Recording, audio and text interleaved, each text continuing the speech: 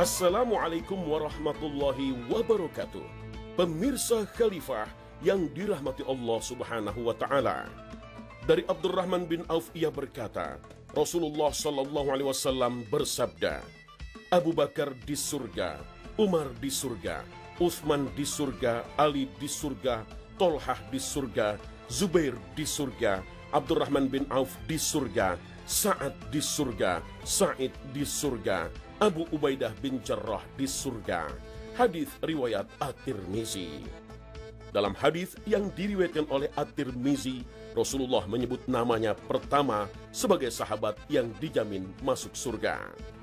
Ya, dia adalah Amirul Mukminin Abu Bakar As-Siddiq. Lalu apa yang membuat Abu Bakar As-Siddiq menjadi umat Rasulullah yang terbaik yang dijamin masuk surganya Allah? Inilah kisah selengkapnya. 10 nama sahabat Nabi Shallallahu Alaihi Wasallam yang oleh Nabi disebut dalam satu paket hadis bahwa semuanya ada masuk surga Allah Subhanahu Wa Taala. Walaupun sebenarnya pembahasan tentang mereka yang ditunjuk sebagai orang yang dijamin masuk surga bukan hanya 10 ini. Umpamanya contohnya ketika Allah Subhanahu Wa Taala berfirman di dalam surat Al-Fath tentang orang-orang yang berbaiat kepada Nabi SAW di Bai'atur Ridwan. Innal ladzina yubayyi'unaka innama yubayyi'unallah. Atau Allah juga berfirman, laqad radiyallahu 'anil mu'minin idz yubayyi'unaka tahta syajarah. Allah telah ridho pada orang-orang yang berbaiat kepadamu wahai Muhammad di bawah sebuah pohon. Itu Bai'atur Ridwan tahun 6 Hijriah.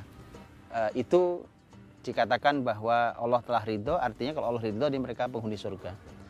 Itu ada 1.400 orang dari sahabat Nabi, artinya 1.400 orang itu semua diridhoi oleh Allah Subhanahu Wa Taala, dan itu artinya mereka juga penghuni surga. Tapi 10 orang ini menjadi istimewa, ke 10-10-nya ini itu dikarenakan mereka orang-orang awal dan mereka adalah satu paket dalam hadis Nabi Shallallahu Alaihi Wasallam yang disebut dengan juga sangat jelas namanya. Dan disinilah kemudian kita perlu juga menggali, mencari tentang setidaknya menjadi nilai buat kita. Kalau urusan dijamin surga kita sudah tidak ada wahyu hari ini, tapi setidaknya kita tahu bahwa apa sih yang mengantarkan mereka menuju puncaknya. Dan kita akan melihat bagaimana dari 10 orang itu umat ini sepakat untuk meletakkan Abu Bakar di nomor 1, sebagaimana Nabi SAW juga meletakkan dia di nomor 1. Ini orang terbaik di umat ini. Setelah Rasul SAW maka adalah Abu Bakar As-Siddiq radhiyallahu anhu. Abu Bakar As-Siddiq lahir tahun 573 Masehi, terpaut 3 tahun lebih muda dari Rasulullah Sallallahu Alaihi Wasallam. Beliau adalah sahabat terdekat Rasulullah. Hampir setiap hari, kedua manusia mulia ini bertemu untuk saling berbincang. Maka, ketika wahyu itu hadir kepada Rasulullah, Abu Bakar As-Siddiq menjadi sahabat yang paling awal memeluk Islam.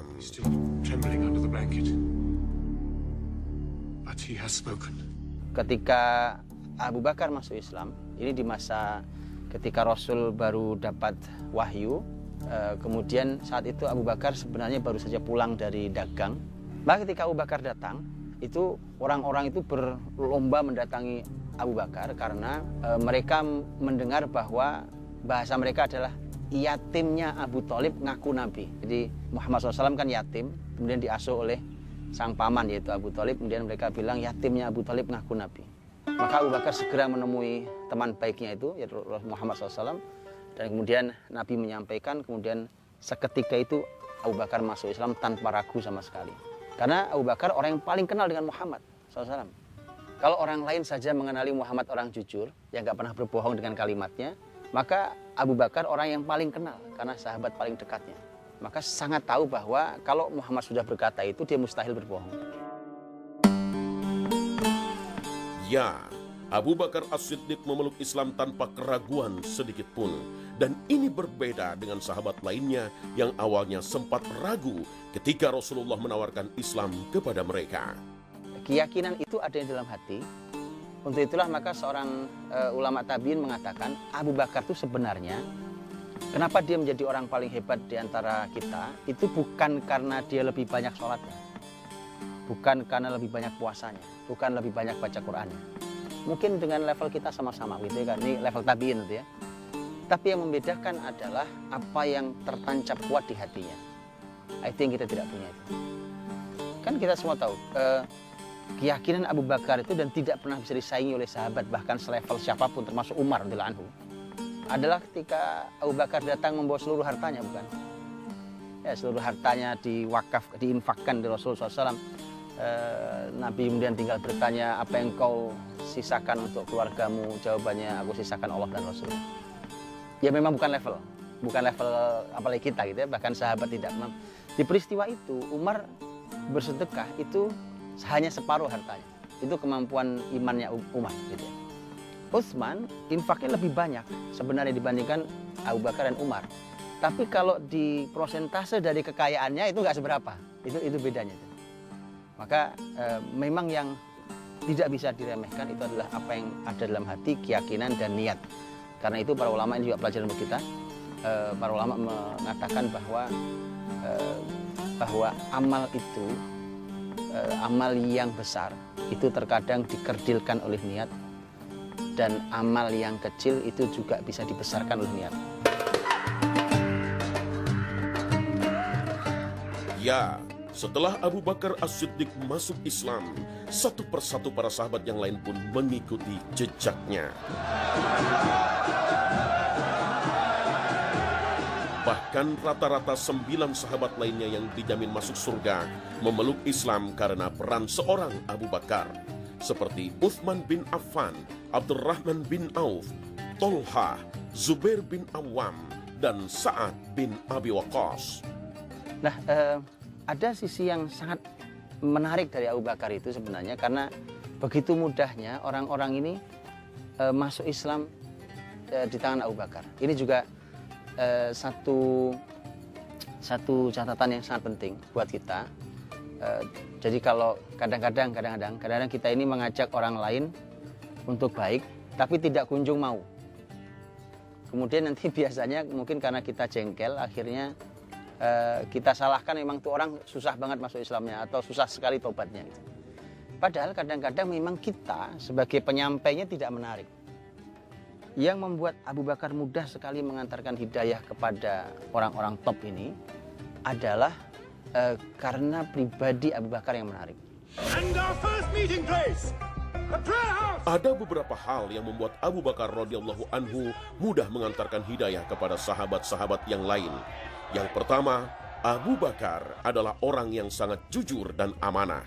Tidak pernah sekalipun beliau berdusta dan mengingkari janji. Dalam hal perdagangan ataupun interaksi sehari-hari dengan orang lain, beliau selalu menjaga amanah dan kejujuran. Yang kedua, Abu Bakar radhiyallahu anhu adalah orang yang ramah. Sahabat lainnya mudah merasa dekat dengannya, bahkan mereka betah duduk berbincang dengan Abu Bakar.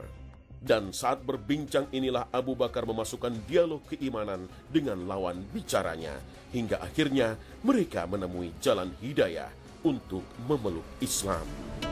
Abu Bakar radhiyallahu anhu itu punya, bahkan beliau di depan rumahnya itu di apa bahasa kitanya, di serambi rumahnya itu dijadikan tempat untuk orang-orang Quraisy berbincang santai. Tapi perbincangan santainya itu selalu ada ilmu-ilmu penting.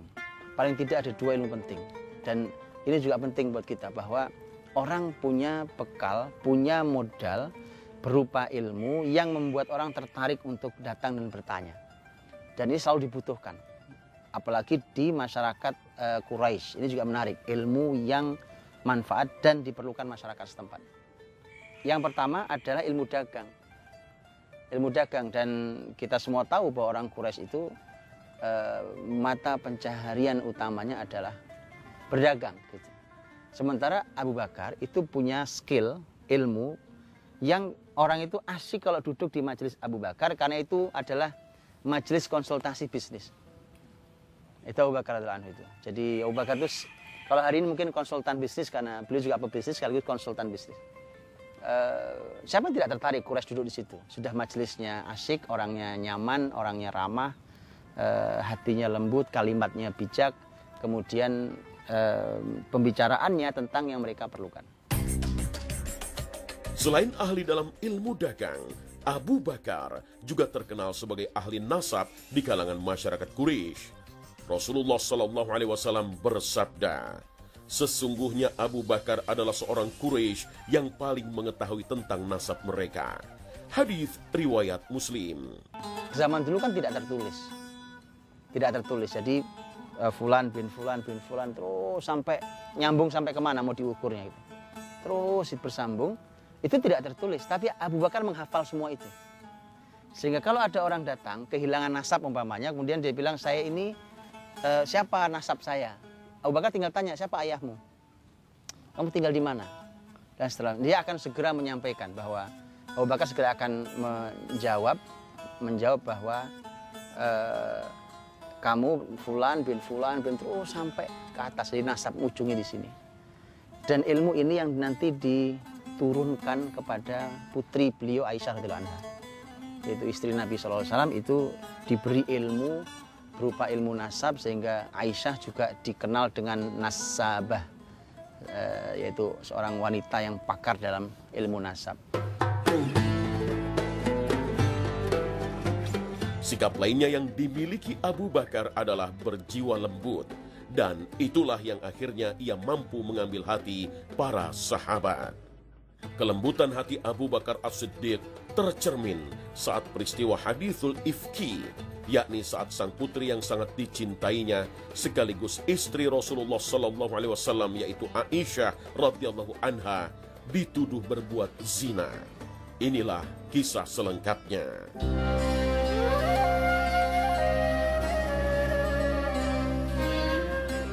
Suatu malam di perang Bani Mustalik tahun 6 Hijriah, di tengah perjalanan, Aisyah turun dari tandu di atas untanya untuk menunaikan hajat. Setelah selesai, Aisyah kembali naik ke tandunya. Namun sesampainya di tandu, ia tidak mendapati perhiasan miliknya. Ia pun turun untuk mencarinya. Penuntun untanya mengira Aisyah telah naik ke atas tandu, maka ia pun jalan menuntun unta tersebut. Rombongan tidak ada yang menyadari jika Aisyah telah tertinggal. Aisyah pun memutuskan untuk istirahat sambil menanti pasukan penyisir yang berada di barisan paling belakang akan menemukannya. Benar saja, seorang pasukan penyisir bernama Sofwan bin Mu'attal menemukan Aisyah yang sedang istirahat. Sofwan pun membawa Aisyah pulang ke Madinah.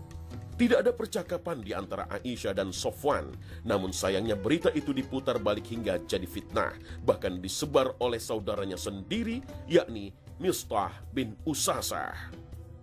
Abu Bakar As-Siddiq sangat marah kepada Mistah, karena selama ini ialah yang menafkahi Mistah, maka Abu Bakar bersumpah tidak akan memberi bantuan nafkah kepadanya lagi. Allah Subhanahu wa Ta'ala pun memberikan teguran kepada Abu Bakar melalui firman-Nya yang disampaikan kepada Rasulullah Sallallahu Alaihi Wasallam. Tawaran Allah menarik buat Abu Bakar tuh. Karena Quran cuma mengatakan wala ya'tali ulul fadli minkum wasa'ah, nggak pantas lah kata Allah. Nggak pantas lah orang yang dikasih Allah kelapangan rezeki itu kemudian memutus rezeki orang lain. Itu tawarannya menarik. Allah memberikan tawaran, tidakkah kamu mau Allah mengampunimu? Maka maafkan dia. Abu Bakar dengan sederhana menyampaikan tentang saya ingin mendapat ampunan itu, maka dia kembali memberikan nafkah bagi orang yang pernah mengecewakan dia. Itu Abu Bakar, orang jiwanya lembut dan kalimat yang keluar dari lisan Abu Bakar adalah kalimat yang penuh dengan hikmah. Bahkan ada perbandingan yang Nabi sampaikan sebenarnya. Abu Bakar itu disamakan kurang lebih dengan jiwa lembutnya Ibrahim alaihissalam. Nabi Ibrahim itu ketika beliau menyampaikan bahwa kalau ada yang mau beribadah kepadamu ya Allah, yaitu golongan saya, tapi kalau tidak ya Engkau Maha Pengampun. Dan kebaikan-kebaikan yang dilakukan para sahabat setelah memeluk Islam akan menjadi ladang pahala untuk Abu Bakar As-Siddiq. Hal ini pula yang berlaku bagi setiap muslim. Jika kita bisa menjadi pionir kebaikan, maka insya Allah akan bisa mempercepat kita menuju surga Allah Ta'ala. Dan inilah pelajaran yang sangat berharga dari orang yang dijamin masuk surga, Abu Bakar As-Siddiq. Dan itu kaidah dalam Islam. Ad-dalu ala khairi kafa'ilih. Siapa yang menunjukkan seseorang kepada kebaikan, maka dia seperti melakukannya. Padahal cuma menunjukkan. Jadi kalau saya menunjukkan kebaikan pada salah seorang di antara antum jalankan, saya mungkin hanya menunjukkan hari ini, gitu ya. Tapi saya sudah seperti menjalankannya. Karena begitu seorang di antara antum menjalankannya, maka saya seperti menjalankannya karena saya mendapatkan kebaikan yang dilakukan tanpa menguranginya. Dan itu kalimat Rasul, masana sunnatan hasanatan falahu ajruha wa ajru man amila biha. Siapa yang memberikan contoh pada jalan kebaikan, maka dia akan mendapatkan pahala orang yang menjalankannya dan tanpa mengurangi pahala orang yang menjalankannya. Mereka yang masuk Islam ini artinya kebaikan-kebaikannya tanpa terkurangi juga terlimpahkan pada Abu Bakar. Jadi Abu Bakar ini sudah orangnya istimewa. Dia dapat limpahannya banyak sekali, ya, itu tidak akan terkejar oleh siapapun. Makanya kenapa kalimatnya bahwa kalau ditimbang kebaikan umat ini dengan kebaikan Abu Bakar, itu tidak bisa disaingi oleh siapapun. Sebabnya sederhana, karena siapapun hari ini berbuat baik, semua jasa besar Abu Bakar itu. Menarik sekali mengulas ulang gitu ya kesempurnaan sahabat Abu Bakar As-Siddiq gitu. Itu sangat memotivasi kami gitu ya untuk menjadi seperti beliau. Kira-kira bagaimana cara kita untuk betul-betul bisa meneladani beliau itu, Ustadz? Nah, mungkin butuh tips-tips dari Ustadz bagaimana kita bisa betul-betul meneladani beliau. Jazakallah khair. Ya, sebenarnya begini, ada satu modal dasar, ini pertama dan utama, yang kalau ini selesai di kita, maka segala permasalahan di dunia ini itu permasalahan yang sederhana menyelesaikannya. Insya Allah sederhana. Yaitu tadi, kelebihan Abu Bakar tadi di mana? Di keyakinannya, pada hatinya. Orang yang sudah selesai dengan keyakinannya, dengan hatinya, bahwa buat Abu Bakar itu yang terpenting adalah Allah, Rasulnya, dan akhirat. Itu sudah selesai. Maka dunia itu ya sebenarnya kalau ibarat kita berjalan, ingin jalan sangat jauh targetnya, kemudian ya sekali-kali kakinya kena kerikil, atau itu kerikil biasa gitu. Itu karena target kita jauh, maka kita nggak berhenti di situ. Masalah kita adalah kalau kita ini targetnya pendek-pendek, kerikil itu sudah seperti batu besar yang menghantam kaki kita. Dan itulah Abu Bakar, karena keyakinan kuat untuk akhirat, untuk Allah, Rasulnya, akhirat, maka permasalahan duniawi seperti itu, apalagi babnya kalau cuma masalah bab jatah saya sebagai manusia di dunia, itu sudah nggak dianggap sama Abu Bakar. Wong yang punya beliau saja, beliau berikan seutuhnya untuk Allah dan Rasul. Itu. Apalagi cuma tadi kan babnya umpamanya disakiti orang. Mungkin kita akan terasa lebih tersakiti ketika hati kita bicara, ini kan orang yang sudah lama saya bantu, ini kan saya besar jasanya pada dia, dan seterusnya. Itu karena kita masih minta jatah dari manusia. Jatah dihormati, minta jatah diagungkan, minta jatah dibalas. Tapi orang kalau beramalnya seperti Abu Bakar, itu hanya karena Allah SWT, nggak ada urusan. Apapun yang dilakukan orang, apapun komentar orang, asal di jalan Allah SWT, tidak ada masalah. Itu yang disebut oleh Quran dengan sebagai wala yakhafuna fillahi laumata laim. Itu orang-orang yang sudah tidak pernah takut apapun cacian yang ada. Karena saya bukan karena Anda kok, nggak ada masalah saya dengan Anda. Bahwa Anda menyakiti saya itu urusan Anda dengan Allah, tapi buat saya adalah tugasnya menjalankan kebaikan atas perintah Allah. Jadi kalau satu itu saja kunci kita dapatkan, itu di berbagai permasalahan kita insya Allah banyak selesainya. Dan contohnya tadi, apa yang membuat Abu Bakar kembali membiayai? Hanya ayat. Kan? Satu ayat. Permasalahannya adalah kalau hari ini ayat dibacakan untuk kita, pertanyaannya dia mengubah atau tidak? Itu masalah di kita hari ini. Ayat sudah berpuluh ayat dibacakan, sekian banyak hadis dibacakan, tidak mengubah kita. Abu Bakar cuma dikasih tawaran oleh Allah, tidakkah kamu suka Allah ampuni dirimu? Maka maafkan dia. Selesai. Karena buat dia Allah segala-galanya. Allahu a'lam bishawab. Semoga ini menjadi pelajaran mahal untuk kita semuanya, bahwa jiwa-jiwa yang lembut, jiwa-jiwa yang baik, ramah, kita punya daya tarik tentang keakraban dengan siapapun, kemudian punya daya tarik ilmu, Maka mudah-mudahan semua itu menjadi paling penting adalah menjadi pintu hidayah bagi orang lain, yang semua kebaikannya juga akan kembali pada kita semuanya. Itu adalah contoh besar dari seorang sahabat mulia Abu Bakar radhiyallahu anhu. Wallahu taala alam bisawab. Assalamualaikum warahmatullahi wabarakatuh. Waalaikumsalam.